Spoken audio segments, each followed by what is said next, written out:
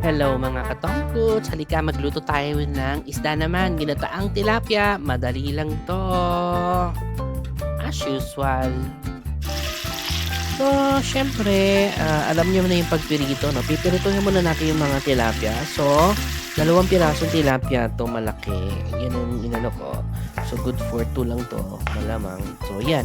Siyempre unahin ko muna yung, magigisa na tayo unahin ko yung luya. Inuna ko 'to kasi mas gusto ko siya yung mas malasa yung luya, mas matatanggal yung lansa nung isda, okey? So, pagkatapos naman ng luya,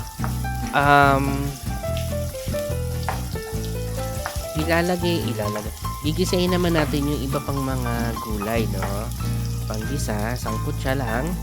And also nga pala again, since tilapia is malansa 'no, siyempre malansa isda. Basta may lansa siya, asnan muna natin, aasinan, babad for mga ilang minutes, and then hugasan sa tubig, and then asnan ulit. Yun, mas lesser na yung lansa niya compare sa diretsong hugas lang. So, eto na nga yung bawang at sibuyas. Gisa-gisa lang natin. Bakit ba ito? Wala lang, nag-crave lang ako sa ginataan at sa isda. Ito talaga kasi ng isda. Pagkatapos nito is lagay na natin yung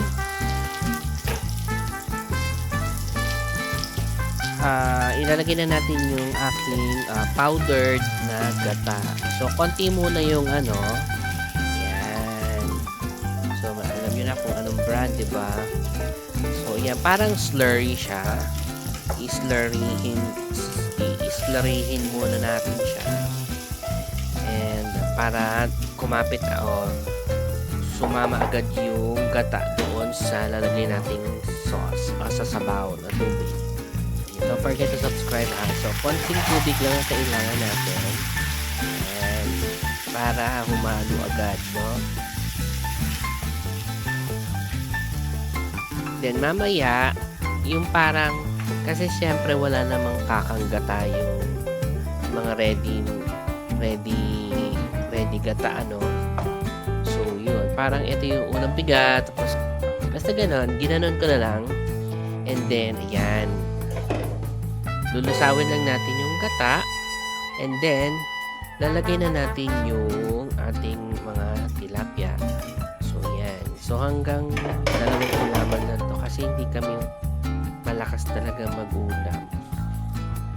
Tigkalahati nga lang kami dyan. So ayan. Kulo-kulo lang.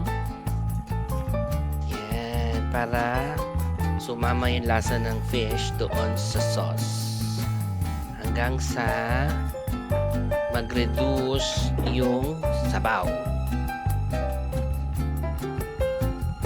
So, ayan. Lagyan natin ng pampalasa. Paminta. Tapos, nilahat ko na nainip ako. Nilagay ko na kagad yung ano pangalan nito? Yung natitirang gata. Tapos, again, i-reduce lang natin siya. Konting water pa. Yan, para lang mag-incorporate talaga yung lasa ng gata. So, maraming gata ngayon sa market. I mean, sa grocery store. Yan. May liquid, may powder. Bahala na lang kayo bumili ko anong bet yun. Tapos, so ayan, kukuluin lang natin, then timplahan pa ng other pampalasa. So, kayo na yun. Ito, konting patis. So, instead of asin, I use patis. Ewan ko, iba yung lasa yun. Mas masarap yung patis for me sa sa sabaw at sa mga sauces. Asian talaga. So, ayan, kumukulo na siya. I think okay na tong consistency ng kanyang sauce. For me, it's malapot na. Huwag nating tuyuin muna kasi lalagay pa natin ito mustasa. Yan. Sarap pala ito mustasa. Fairness. So, ayan. Halo-halo lang natin. Pakuluin. And then, ready to serve na siya. And don't forget nga pala, meron pa tayong siling. Ayan. So, ito, alika, i-ano na natin. I-plate na natin. So, ayan, inuna ko muna yung, kung wala palang, mustasa, pwede naman pechay or bok choy. Pare-pareho lang naman yan. So, ayan, arte-arte ng plating ko, no? Eh, diba? Hindi naman sa kaartihan ng pagpe-plate. Bakit ba, diba? Ikaw ba ayaw mo maganda ang presentation? I think, okay yun. Masaya naman yun. At, nakakainggan yung kumain. Doon sa mga papakainin mo, di ba? O, lagay na natin yung sauce. Yung toppings muna, yan. Yung sili. Yan. Then, yung sauce.